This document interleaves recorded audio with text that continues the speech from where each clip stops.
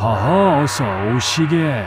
조선 선조 시절 경상도 어느 깊은 고을에 한 선비가 살고 있었더랍니다. 이름은 이현우. 집안은 찢어지게 가난했으나 그의 곁에는 하늘이 내린 천사 같은 아내 서리가 있었지요. 서리는 낮에는 삭바느질을 하고 밤에는 남편의 책 읽는 소리를 들으며 남편이 과거에 급제할 날만을 손꼽아 기다렸습니다. 그리고 마침내 현우는 한양으로 떠난 지 3년 만에 당당히 장원급제를 하여 임금에게 직접 마패를 하사받은 암행어사가 되어 고향으로 돌아오게 됩니다. 하지만 어사란 신부는 혼디 칼날 위를 걷는 법. 현우는 고을의 비리를 낱낱이 파헤치기 위해 화려한 관복을 숨기고 누더기 옷을 걸친 채 거지 행색으로 은밀히 고을 경계에 들어섰습니다. 마침 고을 입구는 수많은 백성으로 인산인해를 이루고 있었지요. 화려하게 치장된 가마 한 대가 수십 명의 포조를 거느리고 위풍당당하게 지나가고 있었습니다. 현우는 지나가는 백성 한 명의 소매를 붙잡고 슬쩍 물었더랍니다. 이보시오, 저리 화려한 가마는 도대체 네 집 행차요? 조용히 하시오. 이번에 새로 부임한 변사또가 새로 들인 접실의 행차요. 원래는 이 고을에 살던 가난한 선비의 아내였는데 서방이 한양으로 과거를 보러 떠난 사이 홀라당 눈이 맞아 사또의 품으로 들어갔다지 뭐요. 어휴, 얼굴만 예쁘면 뭐해. 속은 능구렁이 같은 년이지. 백성의 말을 들은 현우의 머릿속이 순간 하얗게 뒤틀렸습니다. 설마. 아닐게야. 내 아내 서리는 절대 그럴 리가 없어. 현우는 떨리는 다리를 이끌고 가마 곁으로 다가갔습니다. 그리고 마침 바람이 불어 가마의 주단 장막이 살짝 들린 그 찰나의 순간 현우의 두 눈에 익숙한 여인의 얼굴이 담겼더랍니다. 진한 화장을 하고 화려한 비단옷을 입은 채 사또의 가마 안에서 미소를 짓고 있는 여인. 그것은 꿈에도 잊지 못하던 밤마다 눈물로 그리워했던 그의 아내 설이었습니다. 3년 동안 독공을 하며 오직 아내를 호강시켜 주겠다는 일념 하나로 버텼는데 돌아온 고향에서 마주한 것은 사또의 첩이 되어 희난각하고 있는 아내의 모습이었으니 현우의 가슴 속에서 피눈물이 솟구쳤습니다. 심장이 갈갈이 찢어지는 고통 속에서 현우는 주먹을 부르르 떨며 소리 없는 비명을 질렀지요. 설이야, 내가 어찌 나를 배신하고 저 탐관 놀이의 품에 안길 수가 있단 말이냐. 분노와 배신감으로 당장이라도 가마를 엎어버리고 싶었지만 현우는 가슴팍에 품은 차가운 노스의 마패를 만지며 간신히 이성을 붙잡았습니다. 무언가 잘못되었다. 내 아내는 결코 권력에 눈이 멀어 정절을 버릴 여인이 아니다. 도대체 현우가 한양에 가 있던 3년 동안 이 고을에선 무슨 일이 벌어졌던 것일까요? 그리고 아내 서리가 스스로 사또의 침소로 기어들어간 진짜 이유는 무엇이었을까요? 지금부터 조선을 뒤흔든 어사와 그 아내의 목숨을 건 잔혹한 두뇌 싸움이 시작됩니다. 시간을 흘러 3년 전 현우가 한양으로 떠나기 전날 밤이었더랍니다. 글바람이 새어드는 작은 초가방 안에서 아내 서리는 밤새 도포 자락을 기우며 눈물을 훔치고 있었지요. 현우는 그런 아내의 거친 손을 꼭 잡으며 맹세했습니다. 부인, 내 반드시 장원급제하여 부인의 눈에 눈물을 닦아주고 비단 치마를 입혀주겠소. 서리는 부끄러운 듯 미소를 지으며 남편의 배낭에 엽전 몇 푼과 정성스레 싼 주먹밥을 넣어주었지요. 그것이 부부의 마지막 행복일 줄은 꿈에도 모른 채 말입니다.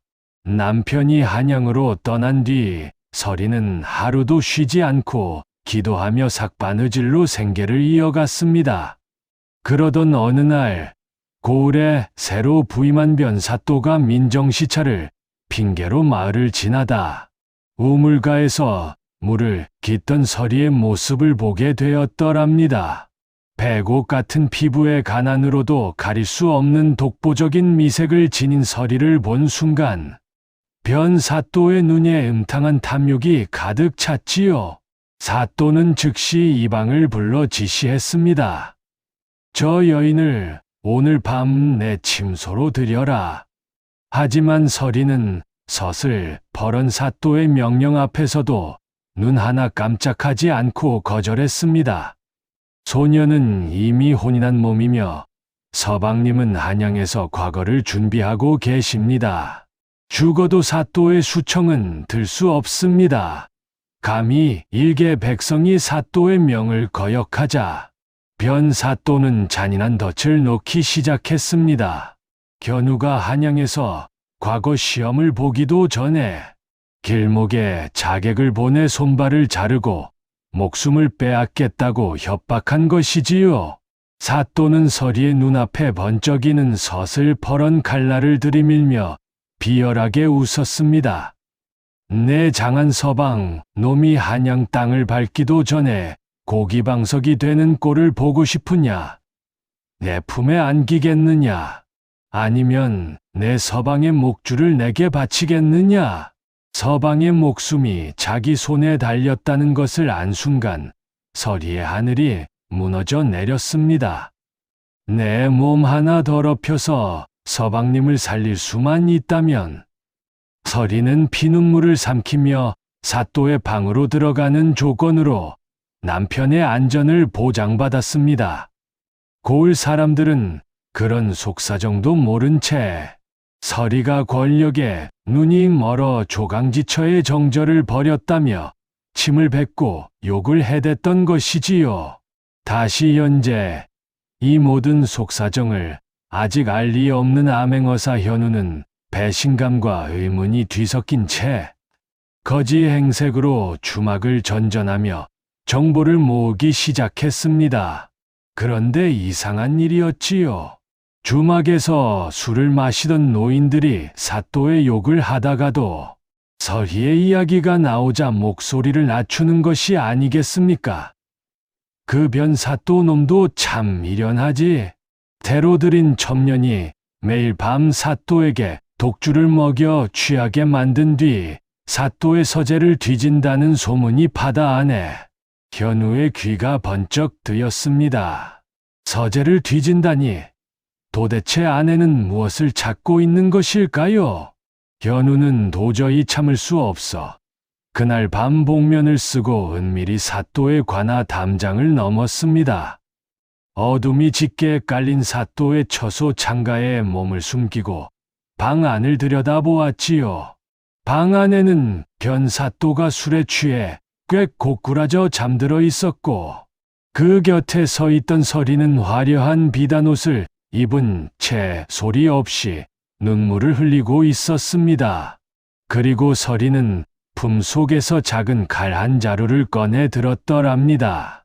현우는 숨이 멎을 것 같았습니다. 사또를 죽이려는 것인가? 하지만 서리의 칼끝이 향한 곳은 사또의 목이 아니라 서재 구석에 있는 은밀한 벽면이었습니다. 벽을 살짝 뜯어내자 그 안에서 두꺼운 장부 한 권이 흘러나왔지요. 그것은 변사또가 조정의 영의정과 결탁하여 백성들의 쌀수만 가마를 빼돌리고 왕실을 전복하려 한 영모 비리 장부였습니다. 서리는 장부를 가슴에 꼭 품으며 혼잣말로 처절하게 오열했더랍니다. 서방님, 이 천한 몸은 사또의 손에 더럽혀졌으나 서방님이 내게 주신 마음만은 단 한순간도 변한 적이 없습니다. 사또 이 악독한 놈들의 비리를 다 밝혀내어 서방님이 과거에 급제에 돌아오시는 날, 이 장부를 바치고 난 뒤 전 미련 없이 목숨을 끊을 것입니다.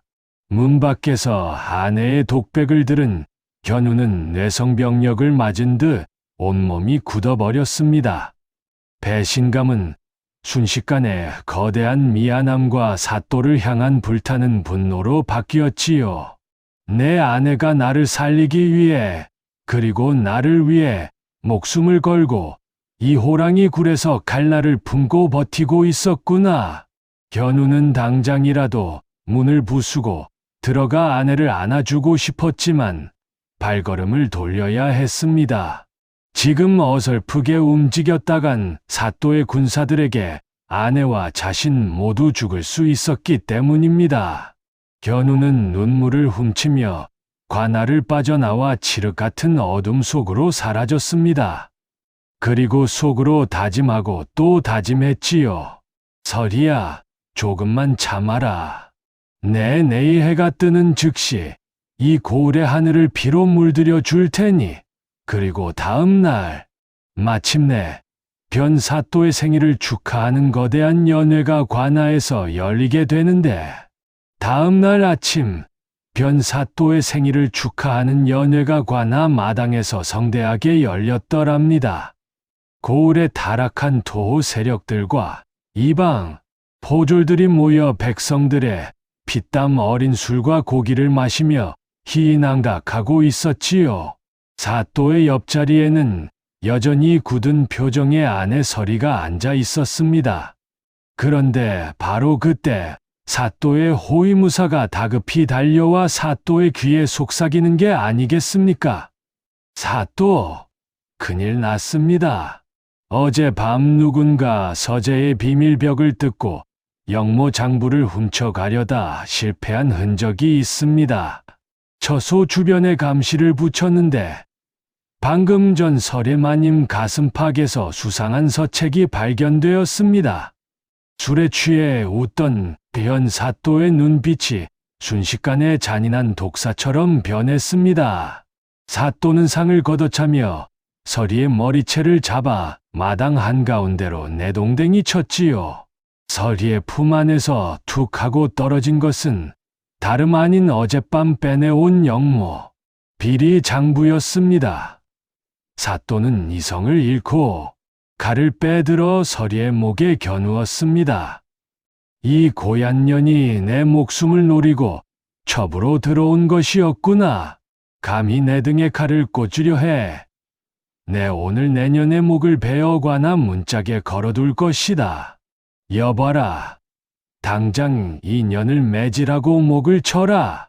차디찬 바닥에 엎어진 설이는 두 눈을 감았습니다. 서방님, 결국 장부를 전해드리지 못하고 이렇게 먼저 갑니다. 포졸들이 몽둥이와 큰 칼을 들고 설이를 내리치려는 바로 그 절체절명의 순간, 관아 정문이 굉음과 함께 박살나며 수십 명의 사내들이 들이닥쳤더랍니다. 암행어사 출도야, 암행어사 출도야. 사방에서 번쩍이는 패랭이를 쓴 역졸들이 담장을 넘고 문을 부수며 노도와 같이 밀려들었습니다. 평화롭던 연회장은 순식간에 아수라장이 되었고, 술에 취해 있던 포졸들과 탐관오리들은 무기 한 번 제대로 잡지 못하고 역졸들의 몽둥이에 픽픽 쓰러져 나갔지요. 사또는 당황하여 비명을 질렀습니다. 어사라니? 이 고을에 어사가 웬 말이냐? 저놈들을 당장 막아라. 그 난장판의 한가운데를 뚫고 누더기 거지 옷을 과감하게 찢어발기며 걸어 나오는 한 사내가 있었습니다. 거친 누더기 속에서 드러난 것은 푸른빛의 당당한 관복, 그리고 그의 손에 들인 것은 태양빛을 받아 황금빛으로 번쩍이는 마패였더랍니다. 바로 장원급제하여 돌아온 암행어사 이현우였습니다. 이 천하의 몹쓸 죄인 변학도야. 내 죄를 내가 알렸다. 백성들의 고열을 짜내어 배를 채우고 그것도 모자라 영모를 꾀해 나라를 뒤엎으려 한 장부가 여기 있거늘 감히 누구의 목을 치려 하느냐. 사또는 현우의 얼굴을 확인한 순간 사시나무 떨듯 떨며 주저앉았습니다. 저놈은 분명 한양길에 죽었어야 할 가난한 선비 놈인데. 어사라니 바닥에 쓰러져 있던 설이 역시 눈물이 범벅된 채 남편을 바라보았습니다. 거지 행색인 줄만 알았던 남편이 자신을 구하기 위해 하늘 같은 암행어사가 되어 당당히 눈앞에 서 있었던 것입니다. 현우는 붉어진 눈으로 아내를 바라보며 사또를 향해 서슬퍼런 명령을 내렸습니다. 여봐라. 저 탐관오리 사또 놈과 비리에 동조한 이방 무리를 모조리 포박하여 꿀려라. 단 한 놈도 살려두지 말고 죄상을 명명백백히 가려 작두로 목을 벨 것이다. 역졸들이 사또의 목덜미를 움켜쥐고 바닥에 짓눌렀고 사또는 살려주십시오. 어사또 나리 하며 처절하게 빌었지만 이미 버스는 떠난 뒤였더랍니다. 서슬퍼런 어사 출도령 아래 고을을 핏빛으로 물들이던 현 사또와 그 일당들은 가차없이 포박되어 한양 의금부로 압송되었더랍니다. 그들이 빼돌렸던 수만 가마의 쌀은 굶주린 백성들에게 골고루 나누어졌고 고을 저녁에는 사또의 몰락을 기뻐하는 백성들의 만세 소리가 하늘을 찔렀지요. 하지만 난장판이 된 관아 마당 한가운데 어사 현우의 시선은 오직 한 사람에게만 향해 있었습니다. 화려한 비단옷은 흙먼지로 뒤덮이고 머리가 풀어헤쳐진 채 바닥에 엎드려 있던 아내 설희. 현우는 떨리는 걸음으로 아내에게 다가가 무릎을 꿇었습니다. 그리고 어사라는 높은 신분도 잊은 채 거친 아내의 손을 꼭 잡으며 눈물을 흘렸지요. 부인, 내가 너무 늦었소. 나를 살리려고 나 때문에 그 모진 세월을 어찌 견뎠단 말이오. 그제야 설이는 참았던 눈물을 터뜨리며 남편의 가슴에 얼굴을 묻었습니다. 서방님, 살아 돌아오셨군요. 당당한 어사또가 되어 오셨군요. 전 이제 죽어도 여한이 없습니다. 이 천한 몸은 서방님의 앞일에 방해가 될 뿐이니 저를 멀리 유배 보내시거나 차라리 죽여주십시오. 아내의 가슴 아픈 말에 현우는 고개를 저으며 설이를 품에 꼭 안았더랍니다. 무슨 당치도 않은 소리요. 부인의 정절과 지혜가 없었다면 나도 이 나라의 정의도 없었을 것이오. 누가 부인을 천하다 하겠소. 내게는 세상 그 누구보다 고결하고 자랑스러운 유일한 정실 부인이오. 현우는 그 자리에서 고을 백성들이 보는 앞에서 설이를 다시 어사 부인의 자리에 올렸습니다. 사정을 다 알게 된 마을 사람들도 자신들이 오해했다며 설이 향해 고개를 숙이고 눈물을 흘렸지요. 그 후 변사또는 왕실을 모독하고 영모를 꾀한 죄로 참수형에 처해졌고 그의 가문은 영원히 몰락했습니다. 반면 근공을 세운 현우는 임금의 두터운 신임을 받아 높은 관직에 올랐지요. 하지만 현우는 권력에 취하지 않고 늘 아내 설이와 함께 가난한 백성들의 고통을 돌보며 평생을 청렴하게 살았더랍니다. 두 사람은 백년해로 하며 아들, 딸 낳고 고을에서 가장 존경받는 부부가 되었다고 전해집니다. 권력과 무력으로 한 여인의 몸은 빼앗을 수 있었을지언정 목숨을 걸고 서로를 지켜낸 부부의 깊은 신의와 사랑은 끝내 꺾지 못했던 것입니다. 이것이 바로 변사또의 탐욕을 무너뜨린 암행어사와 그 현숙한 아내의 위대한 승리였더랍니다. 오늘 이야기가 흥미로우셨다면 구독과 좋아요를 눌러주십시오. 다음에도 더 재미있고 소름 돋는 조선의 야담으로 찾아오겠습니다. 끝까지 시청해 주셔서 감사합니다.